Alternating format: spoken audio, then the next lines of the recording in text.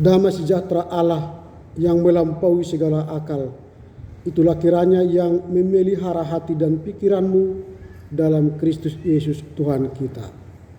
Amin. Firman Tuhan yang akan kita dengar dalam minggu ketiga Epifanias, Minggu 22 Januari 2023, tertulis dalam kitab 1 Korintus pasal 1 ayat 10 hingga ayat yang ke-18. Demikian tertulis, perpecahan dalam jemaat. Tetapi aku menasihatkan kamu, saudara-saudara, demi nama Tuhan kita Yesus Kristus, supaya kamu seia sekata dan jangan ada perpecahan di antara kamu. Tetapi sebaliknya, supaya kamu erat bersatu dan sehati sepikir. Sebab saudara-saudaraku, aku telah diberitahukan oleh orang-orang dari keluarga Chloe tentang kamu, bahwa ada perselisihan di antara kamu.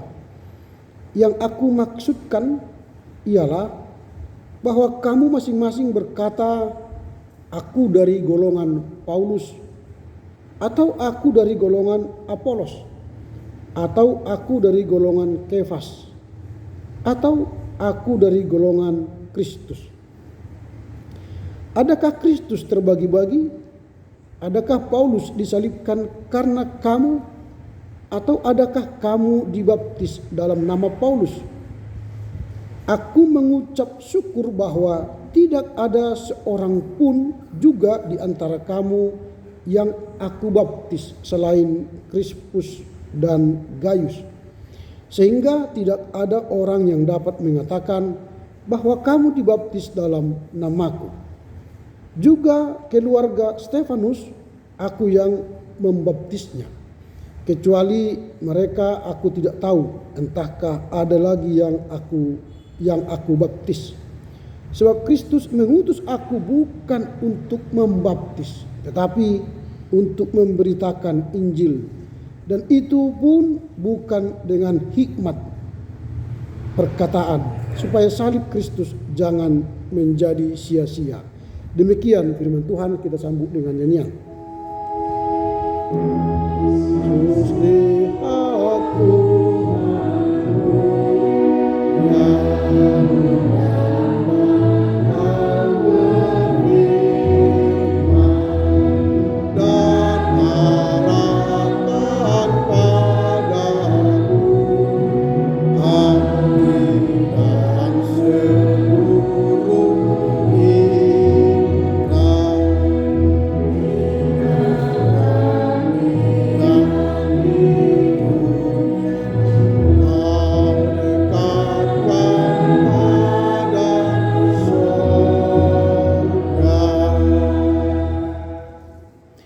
Gongsi Fatcoy.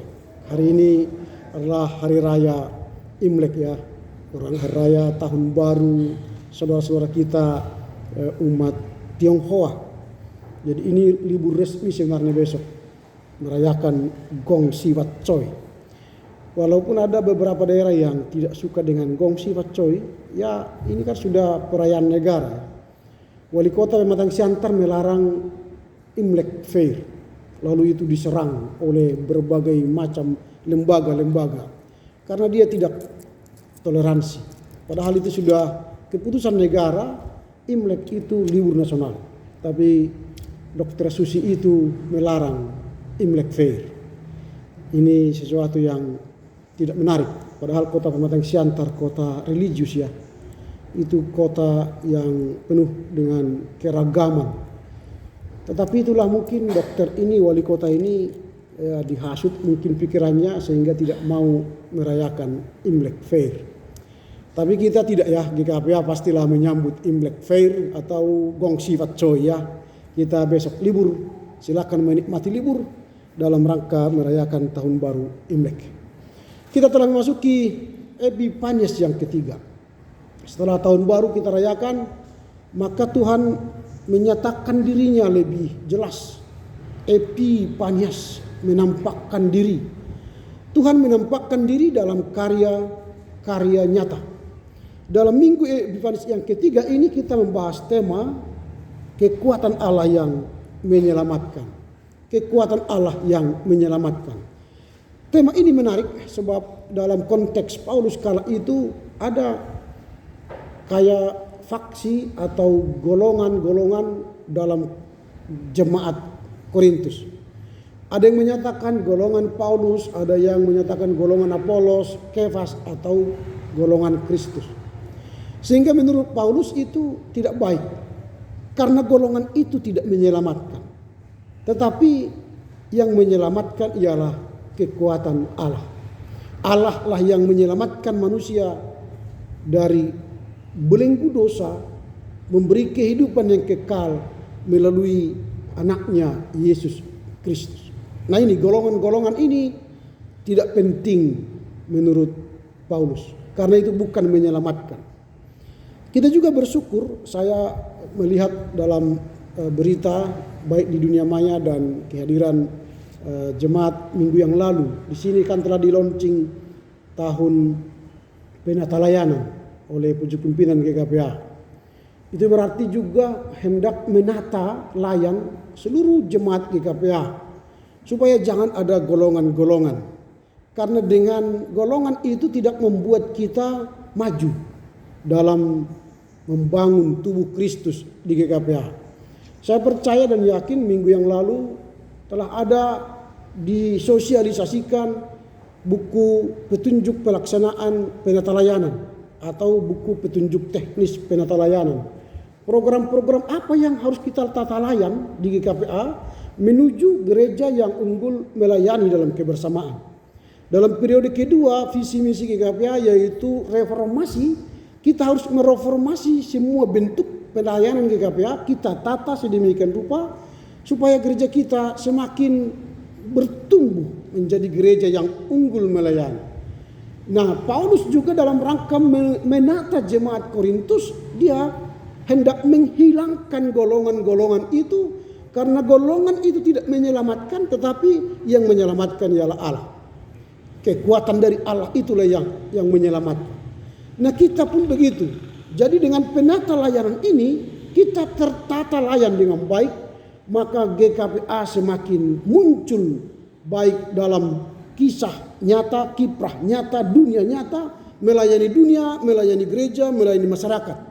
GKPA ambil bagian untuk pekerjaan Tuhan. Ini yang kita perlu tata layan.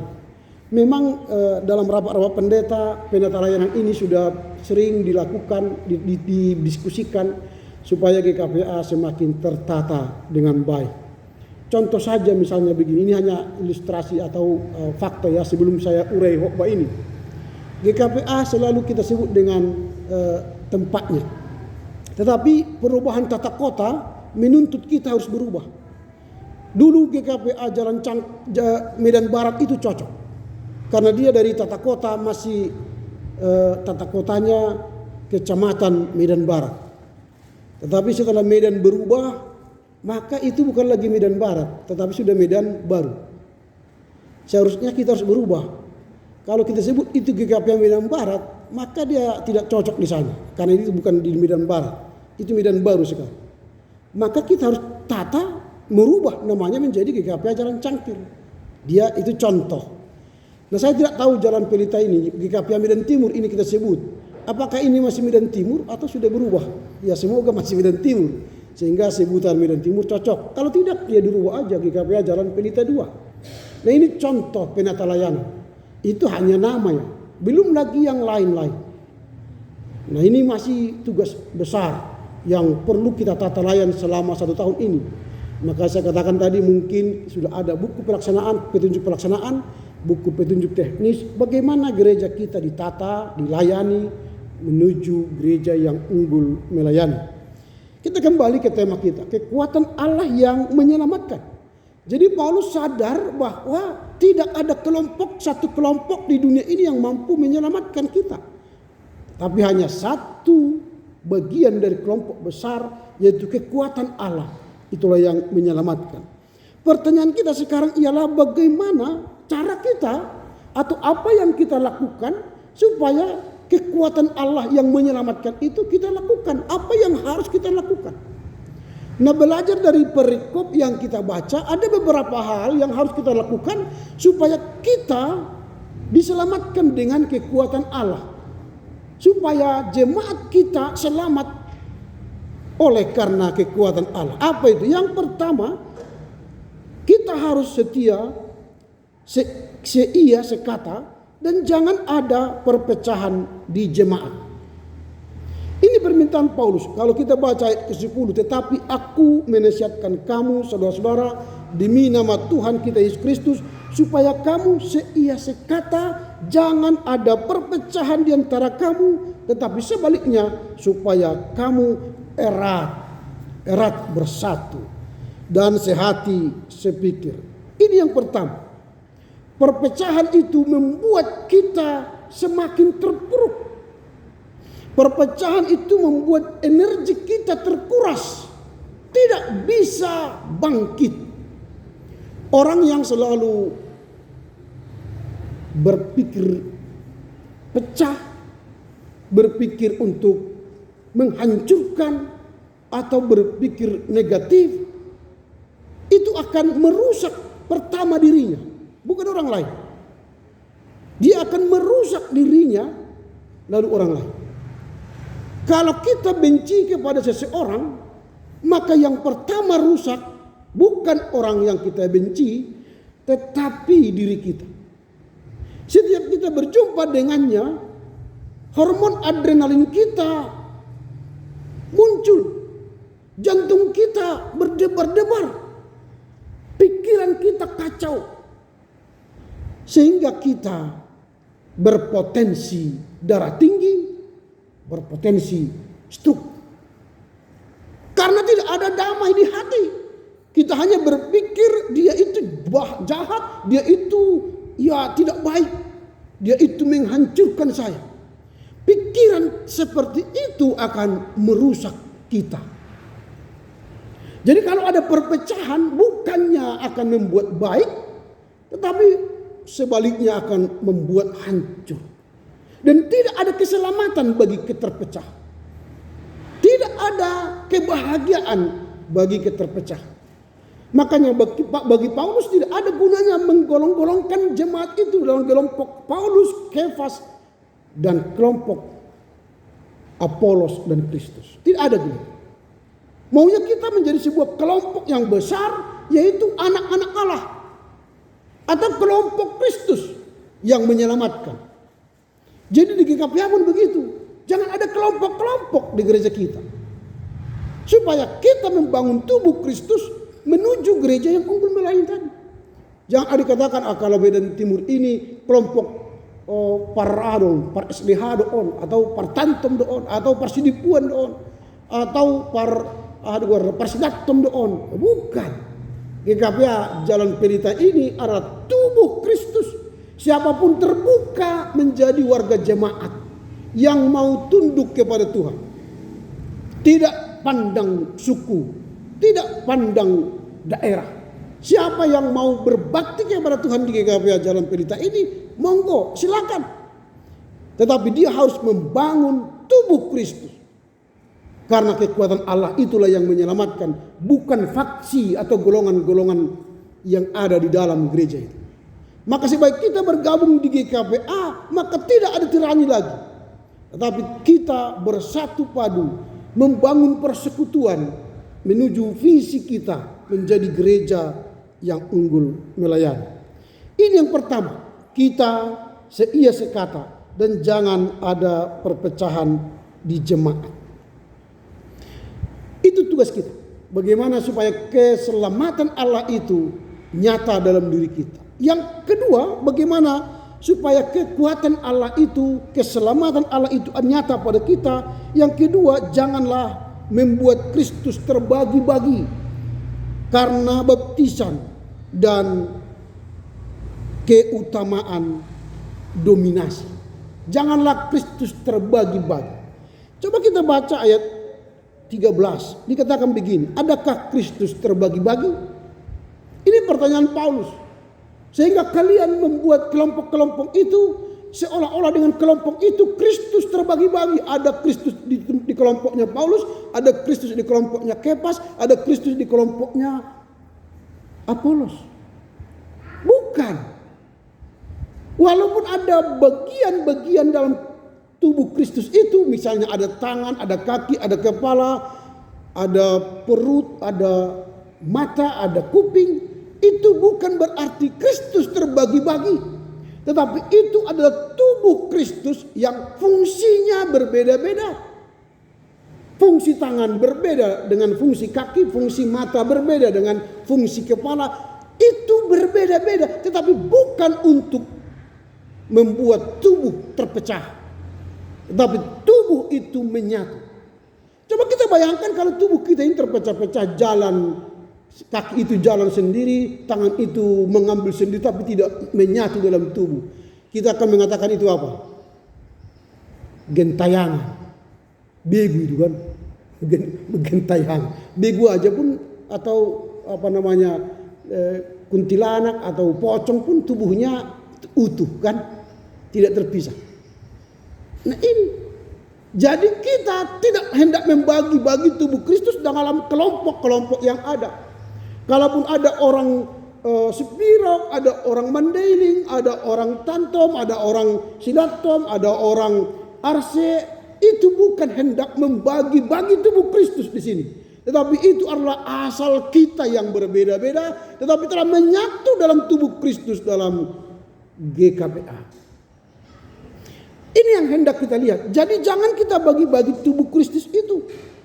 Supaya apa? Supaya keselamatan yang dari Allah itu menjadi milik kita. Kita menikmati bersama-sama jamuan kasih yang dari Allah yang menyelamatkan kita. Itu yang hendak kita bangun. Sehingga jangan membuat Kristus terbagi-bagi karena baptisan. Kalau kita perlebar lagi, banyak orang sekarang membagi-bagi tubuh Kristus itu dengan berbagai ajaran baptisan. Kita kan dibaptis dengan air percik. Gereja lain dengan menyelam atau diselamkan atau ditenggelamkan. Apakah Kristus di gereja yang menenggelamkan orang dibaptis dengan gereja yang hanya memercik itu Kristus terbagi-bagi? Oh tidak. Apakah baptisan di GKPA akan berbeda dengan baptisan di Pentakosta Harismatik? Karena hanya beda airnya banyak dan sedikit? Tidak. Karena itu jemaat GKPA nanti kalau diajak oleh mereka untuk dibaptis, jangan mau lagi. Karena kita bukan dibaptis karena hanya sedikit air atau banyak air, tetapi dibaptis dalam nama yang sama, yaitu Yesus Kristus, Allah Bapa, Yesus Kristus dan Roh Kudus. Kalau kita dibaptis kepada nama yang sama, maka jangan mau lagi dibaptis dimanapun. Karena baptisan itu hanya sekali. Jangan kita jadikan tubuh Kristus terpecah karena baptisan. Ini yang menyelamatkan. Kalau kita pecah lagi dengan baptisan kedua kali, baptisan ketiga kali di gereja lain, maka sebenarnya keselamatan kita telah batal. Seandainya ada cek ditandatangani oleh saya buat di situ nilainya 1 miliar, lalu orang yang saya beri cek itu mengatakan, Pak ini tidak sah, ini maunya 2 kali, tanda tangannya 2 kali. Ngotot dia 2 kali tanda tangani. Akhirnya saya tanda tangani cek yang 2 miliar, 1 miliar itu. Lalu dia pergi ke bank. Cair apa tidak? Cair apa tidak? Ya tidak. Kenapa? Karena ada 2 tanda tangan. Maka yang 2 tanda tangan itu tidak sah. Dia tidak berhak mendapatkan cek rupiah senilai 1 miliar. Kita seperti itu. Karena di gereja sana mungkin cara baptisnya wah. Tertarik juga, tergoda, dibaptis lagi. Apakah kita selamat? Tidak. Karena keselamatan kita telah gagal karena kita 2 kali baptisan. Maka gereja kita menolak 2 kali baptisan. Atau baptis ulang. Ditolak. Jadi jangan pecahkan tubuh Kristus karena baptisan. Metode baptisan boleh berbeda, tapi Kristus jangan pecah-pecah. Karena keselamatan yang dari Allah itu tidak hendak terpecah dalam baptisan, tapi menyatu dalam baptisan. Karena fungsi baptisan ialah kita dikubur dalam dosa kita, dan kita dibangkitkan menjadi manusia baru. Jadi orang yang dibaptis adalah orang yang hidup baru. Kalau kita sekarang pola hidup kita yang salah, bukan baptisannya yang salah, tapi perilaku kita yang salah. Kalau perilaku kita yang tidak baik, salah, jangan dibaptis alasannya untuk mensucikan kita lagi. Tapi bertobatlah, perbaharui pola, sikap, pikiran, tindak kita. Itu yang kedua. Yang ketiga, bagaimana cara kita supaya keselamatan yang dari Allah itu nyata dalam hidup kita. Yang ketiga, jangan berhenti pada tugas pembaptisan, tetapi kita lebih mengutamakan pemberitaan Injil. Kalau kita baca ayat yang ke-17, mari kita baca bersama-sama ayat yang ke-17. Ayat yang ke-17 kita baca bersama 3-2 ya. Sebab Kristus mengutus aku bukan untuk membaptis, tetapi untuk memberitakan Injil, dan itu pun bukan dengan hikmat perkataan, supaya salib Kristus jangan menjadi sia-sia. Jadi Paulus mengatakan saya diutus bukan untuk membaptis, karena yang dia baptis cuma sedikit. Dia katakan di situ yang dia baptis hanya Krispus, Gaius, dan juga Stefanus. Hanya 3 orang. Tetapi yang lebih besar yang dikerjakan oleh Paulus ialah memberitakan Injil Kristus. Jadi jangan berhenti pada baptisan, tapi lakukanlah pemberitaan Injil. Banyak jemaat Kristen begini, datang dia bawa anaknya yang kecil ke gereja dibaptis. Ada pertanyaan, apakah saudara bersedia menyuruh anak ini ke perguruan Kristen Protestan? Saya bersedia. Apakah saudara bersedia mengajari kepadanya perjanjian lama, perjanjian baru? Saya bersedia. Apakah saudara bersedia mengantar dia ke sekolah minggu? Saya bersedia. Tapi setelah hidup tak dilakukannya tugas itu. Dia tidak pernah mengajar anaknya perjanjian lama, perjanjian baru. Dia tidak pernah menyuruh anaknya ke perguruan Kristen Protestan atau ke GKPA misalnya. Alasannya karena ada gereja Pentakosta Amang di dekat rumah saya. Dekat. Sudah ada gereja HKBP dekat rumah saya. Sebagai gereja itu tidak benar. Di mana kita dibaptis, disitulah kita diajari. Disitulah kita dibimbing. Jadi jangan berhenti pada seremonial baptisan, tapi tugas kita ialah memberitakan Injil kepada anak-anak kita, baik ketika duduk, ketika berbaring, ketika berjalan. Beritakanlah Injil itu kepada anak-anak kita. Kalau ini sudah berhasil, maka kita berani memberitakan Injil kepada teman sekantor, kepada tetangga, kepada masyarakat. Mungkin melalui kata, sikap, tindakan kita. Ini tugas kita. Jadi jangan hanya bangga aku sudah baptis, aku sudah sidi, berhenti. Jangan. Tapi kita harus memberitakan Injil, memberitakan firman yang kita pahami, yang kita hidupi. Inilah tugas kita. Supaya apa? Supaya kita beroleh keselamatan Allah itu. Apa yang hendak kita renungkan dalam minggu Epifanias yang ketiga ini? Kita pulang membawa bekal rohani. Yang pertama, marilah kita seia sekata. Seia sekata untuk meraih keselamatan Allah itu. Suami istri dan anak seia sekata meraih keselamatan itu. Jangan hanya datang suami ke gereja atau istri ke gereja atau hanya anak ke gereja, tapi seia sekatalah meraih keselamatan itu bersama. Bersiaplah satu keluarga ke gereja mendapatkan bekal iman, menerima berkat ilahi untuk menghadapi tantangan zaman yang penuh. Supaya kita menang menghadapi setiap pergumulan yang di depan mata. Jadi saya katakan untuk meraih keselamatan itu. Yang kedua, hindari perpecahan. Banyak mungkin kita yang berbeda ide, pikiran, pendapat. Jangan itu membuat kita terpecah. Atau berbeda daerah, berbeda suku, berbeda keinginan. Jangan membuat kita terpecah. Karena kebinekaan itu adalah anugerah Allah. Kalau kita tidak berbeda, maka tidak ada harmonis, tidak ada keindahan. Kalau semua kita ini sama semua, maka itu hidupnya monoton. Tapi karena ada perbedaan itu, ini menjadi seni, ini menjadi sesuatu yang hidup, yang kita nikmati. Jadi hindarilah perpecahan, walau kita beragam dan berbeda. Yang terakhir, marilah kita erat bersatu dan sehati sepikir. Yang selama ini sudah menyatu, sudah enak dalam ber-GKPA ini, makin erat, makin persekutukan kita. Supaya kita menjadi jemaat yang berkualitas, yang orang melihat, wah jemaat GKPA itu luar biasa ya. Mereka itu teduh. Teduh itu tangguh, efektif, efisien, unggul, damai, dan hormat. Setiap kita datang di mana-mana, kita membawa keteduhan. Dari tata nilai GKPA. Sehingga hidup kita adalah orang yang teduh. Dengan demikian kita menjadi orang yang unggul melayani dalam kebersamaan. Amin.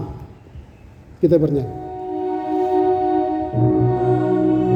Amin, amin. Kami sungguh yakin dan padamu bersyukur dalam nama Putra-Mu. Terima kasih Bapa, firman-Mu telah kami dengar, mengajar kami untuk melihat bahwa Allah sendirilah yang menjadi keselamatan kami. Kami tidak mau terpecah dalam tubuh Kristus yang menyatu itu. Tetapi kami harus menjadikan keperbedaan menjadi sebuah kekuatan bersama untuk melihat kemuliaan. Mampukan kami menghindari keterpecahan, tetapi bangunkan sikap seia sekata, sehati sepikir, erat bersatu. Mampukan kami mengerti memahami firman-Mu, sehingga kami dapat menjadi jemaat yang unggul melayani dalam kebersamaan. Amin.